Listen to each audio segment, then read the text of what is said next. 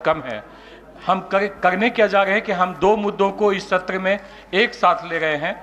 एक तो पहला मुद्दा है, बड़ा ज़रूरी है और इस पे बात बीच बीच में होती रही है, गुणवत्तापूर्ण शिक्षा की, और उसमें लड़कियों को केंद्र में रख के शिक्षक की भूमिका पे बात होने की है। तो मैं गुजारिश करूंगा miss Himangi Joshi RT forum Maharashtra से, वो कृपया आए यहाँ डायस पे प्लीज। हेमांगी जी आ रही हैं जी।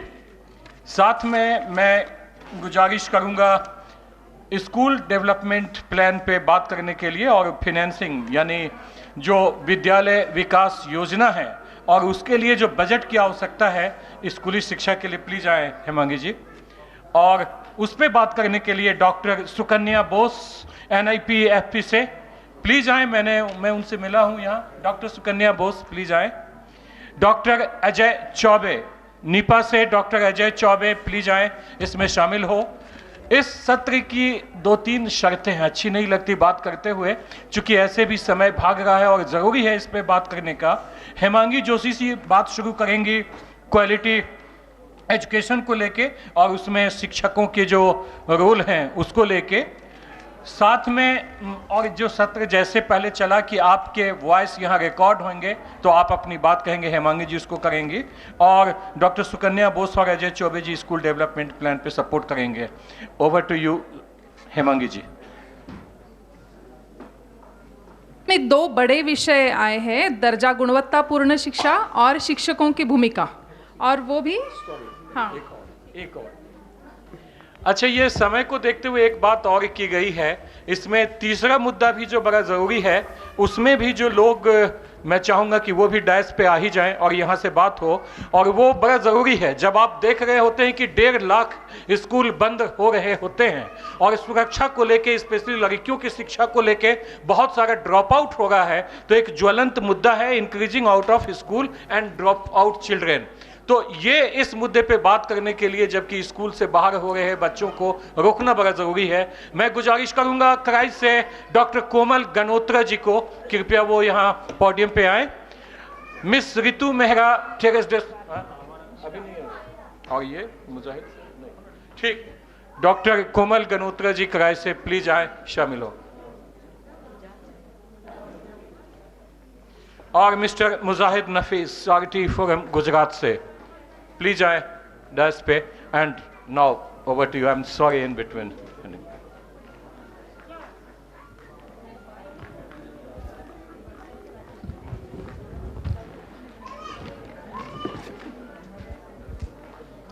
साथियों को नमस्कार।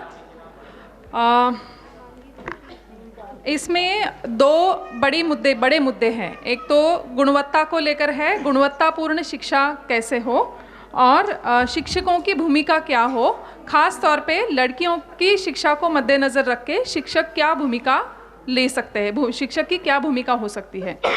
अब शिक्षक की भूमिका के लिए बात करने से पहले थोड़ा हम गौर इस पे करेंगे कि हम लोग हर इसमें इस भागरों में बैठे हुए हर एक के दिमाग में शिक्षक के बारे में कुछ ना कुछ है, कुछ ना कुछ कहना चाहते हैं, कुछ ना कुछ दिमाग में है, कुछ सुझाव है। लेकिन अगर हम इस मुद्दे को सिर्फ लड़कियों की शिक्षा ये मद्देनज़र रख के अगर हम इसके ऊपर ज़्यादा बात करते हैं तो अच्छा रहेगा। मैं तो चाहूँगी कि आप लोगों से जो कुछ सुझाव रखना चाहते हैं, आपके विचार रखना चाहते हैं, तो आप यहाँ पे ज़रूर रखिए। लड़कियों को मद्देनज़र रख के शिक्षकों की भूमिका क्या होनी चाहिए और गुणवत्ता किस तरीके से होनी चाहिए। मुझे लगता है we will go session by session और we will introduce our topic and do it together.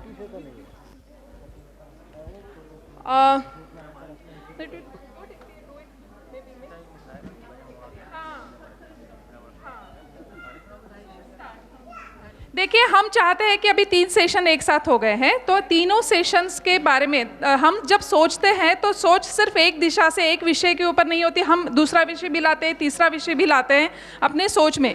इसलिए चाहेंगे हम कि ये जो 3 विषय हैं, हम अपने अपने विषय के बारे में बस 1-2 मिनट बात रखेंगे और आपके पास माइक चला जाएगा बात करने के लिए कि आप इन सारे विषयों के बारे में आप क्या कहना चाहते हैं। नमस्कार, मैं हूँ सुकन्या और मैं यहाँ शोध संस्था से जुड़ी हूँ national institute of public finance and policy. साथ ही में मैंने काफ़ी साल काम किया है मध्य प्रदेश में। मध्य प्रदेश से कुछ साथी होंगे ना इधर? नहीं है कोई भी मध्य प्रदेश से? अच्छा, एक ही हाथ। वहाँ हमारा कुछ काम चल रहा है। एकलव्य करके एक संस्था है जिनके साथ हमने काम किया है, और वहाँ एसएमसी के साथ भी काम हो रहा है। तो मैं चाहूँगी आप सभी से सुनूं और फिर कुछ मेरे सुझाव हो तो मैं बताऊँगी। ये है मेरा विषय है फाइनेंस पे मैं काम करती हूँ। तो फाइनेंस मतलब वित्तीय जो इश्यूज़ है उस पे हम बात करेंगे। नमस्कार, मैं अजय चौबे आज आपके साथ एचडीबी पे स्कूल विद्यालय विकास योजना पे बात करने आए हैं कि कैसे बननी चाहिए, कैसे बनाई जाती है और क्या उसके मुद्दे हैं, और कैसे और हम प्रभावशाली स्कूल के लिए अपनी विकास से संबंधित योजना बना सकते हैं। धन्यवाद।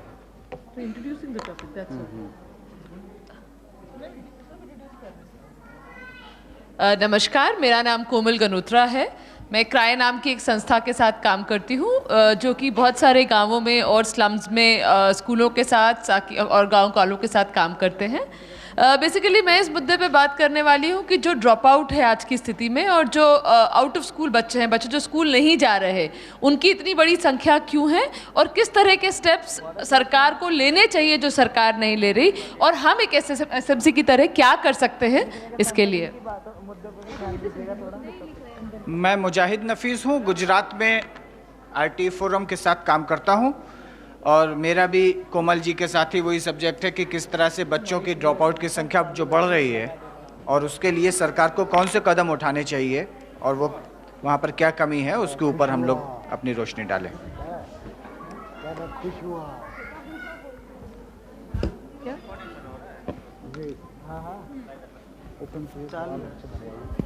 जी, कोई अगर अपने विचार रखना चाहते हैं इन सारे मुद्दों को लेकर तो आप प्लीज़।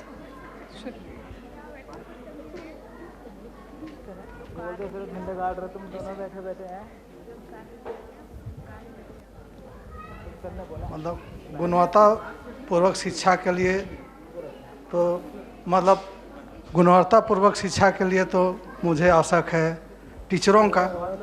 हमारे झारखंड में टीचर का बहुत कमी है। मेरा स्कूल 8 क्लास था, मिडिल, और मात्र एक टीचर था। डीएससी डीसी को पत्र लिखने के बाद बहुत मुश्किल में मुझे 5 टीचर मिला है, और 1 से 5 तक अगर 30 बच्चा है और 1 टीचर है तो कैसे गुणवत्तापूर्वक पढ़ाई हो सकता है। इसको पूरा इंडिया लेवल का बात है मैडम, इसको थोड़ा गौर करने की बात है। दूसरा गुणवत्तापूर्वक शिक्षक पढ़ाई के लिए तो एसएमसी और शिक्षक में तालमेल अच्छा होना चाहिए।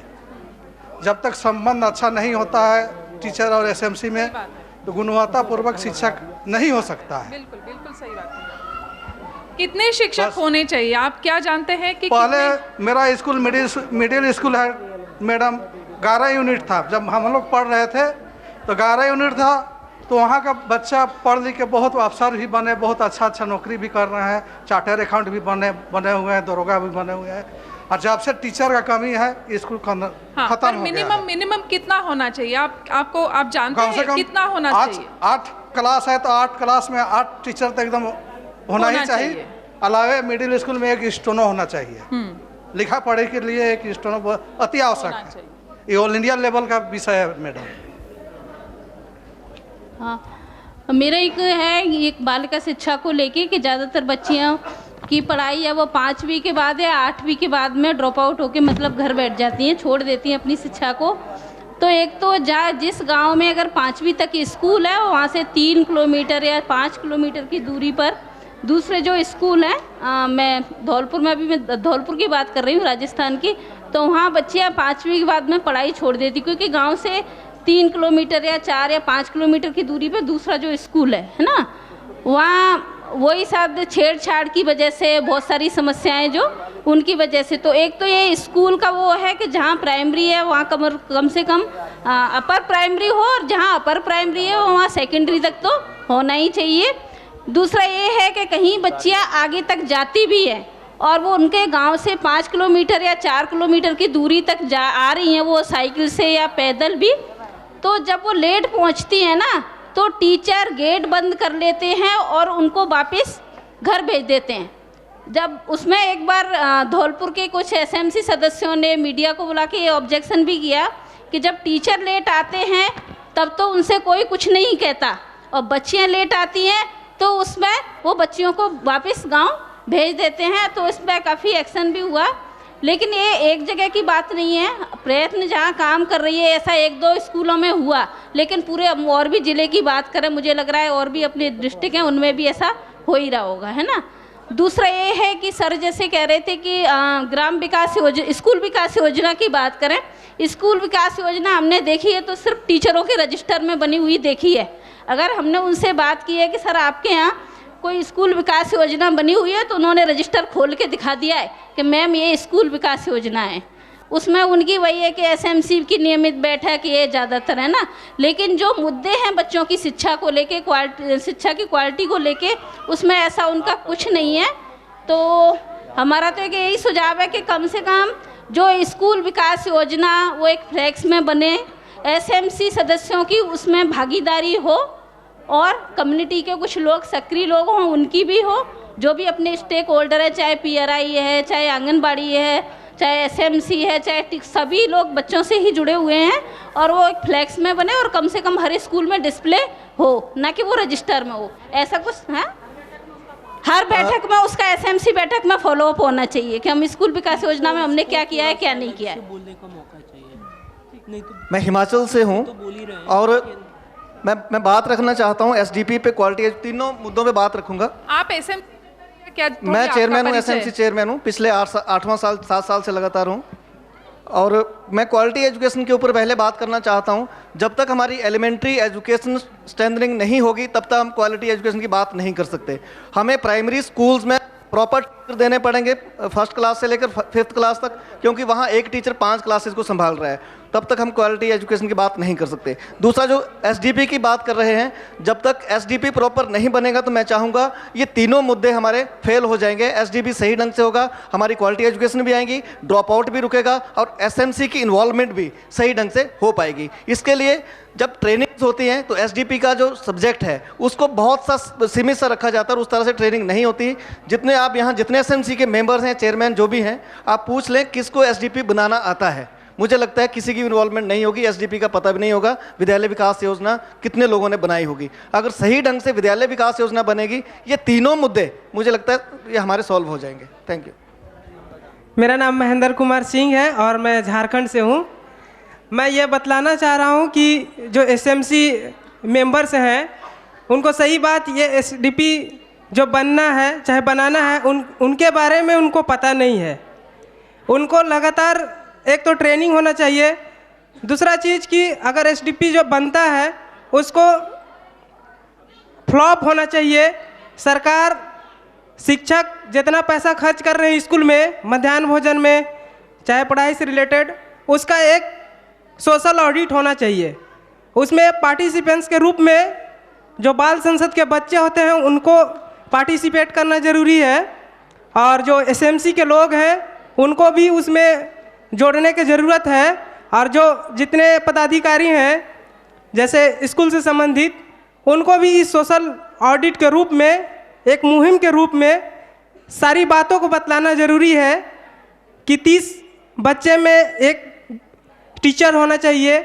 इस तरह का एक प्रखंड लेवल में, पंचायत लेवल में एक मुहिम चले तो हमको शायद लगता है कि कुछ जानकारी हो, ट्रेनिंग हो तो सही हो सकता है।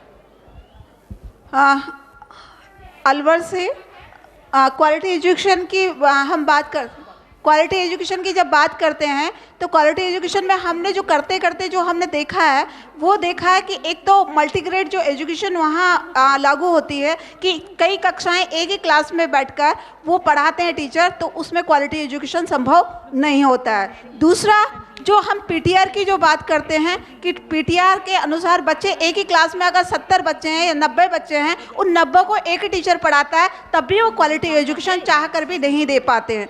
तीसरा, जो टीचर का प्रमोशन जो होता है वो जो ग्रेड उनकी बढ़ती है, लेकिन उसके हिसाब से उनकी क्वालिटी जो एजुकेशन लेवल की जो होती है, प्रोसेस की होती है, वो उस लेवल पे शायद उनकी नहीं बढ़ा पाते। तो उस लेवल पे बच्चों को पढ़ाने में वो अपने आप को असक्षम महसूस करते हैं, लेकिन वो बता नहीं पाते क्योंकि कहीं ना कहीं उनके स्टेटस का भी सवाल होता है।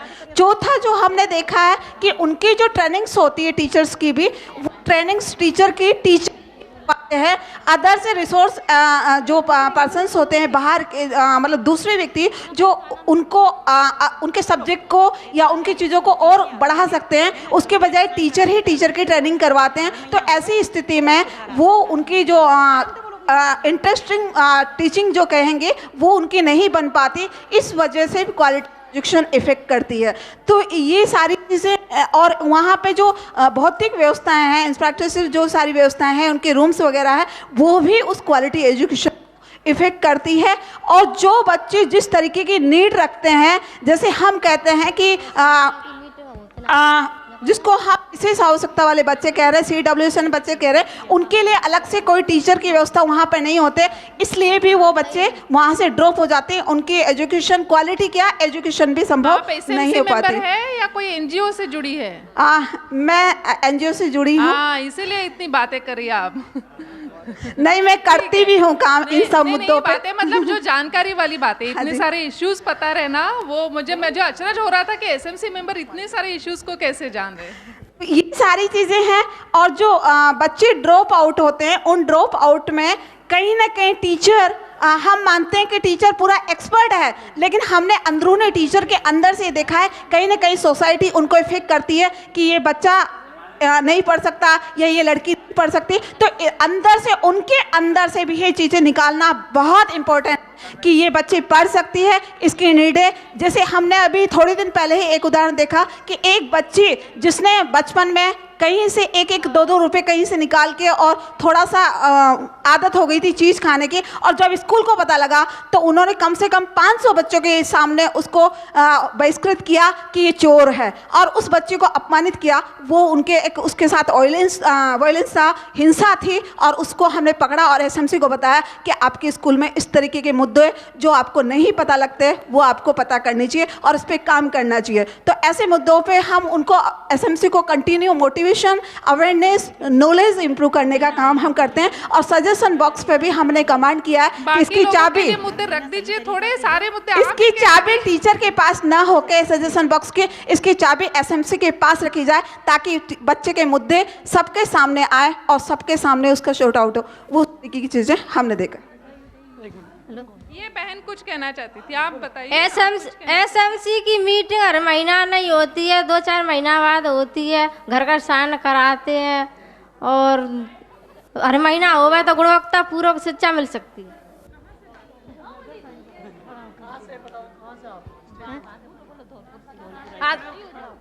खड़े होके बताओ। धौलपुर जिले से आई हूँ, गांव राज्य का नाम राजस्थान।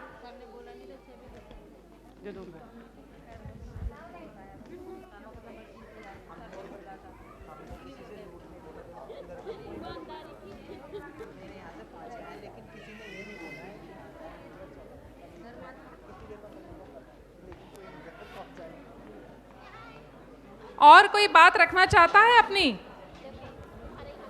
मैडम, मैं कर्नाटक से आया हूँ जी। मैं एक स्कूल में प्रेसिडेंट हूँ। अभी 7 साल हुआ, अभी भी मैं प्रेसिडेंट बन के मैं उधर काम कर रहा हूँ। मैं शिक्षण के बारे में 1-2-3 बात बताना चाहता हूँ। RTE में वो तो सही निर्णय है, एक तो गलत है। उसमें 20% बच्चों को सरकार पैसा दे के वो नॉन गवर्नमेंट स्कूल में भेजता है पढ़ने के लिए, और बाकी बच्चा 75 बच्चा उन लोग गरीब का बच्चा है, वो बड़ा मेहमान का बच्चा नहीं है। ये गलत निर्धार है। ऐसा निर्धार कानून आने से सबको तकलीफ हो जाता है, और हर दिन एक कानून बने। सरकारी शाले में साले सब बंद हो जाता है, हर दिन एक आदमी आए, एक मंत्री आए, एक कानून बने। ये गलत है। शिक्षण के लिए शिक्षण का तज्ञ और शिक्षण का नियम किसी को पता है, वही एक निर्धार करना है, शिक्षण का नीति बनना है। मैं कल अब जनप्रतिनिधि बन गया, मैं भी एक कानून लाया। ये क्या है? हमारा भारत देश आगे बढ़ने का ये अच्छा विचार नहीं है। अच्छा विचार है शिक्षण में हम भारत के लिए बहुत बड़ा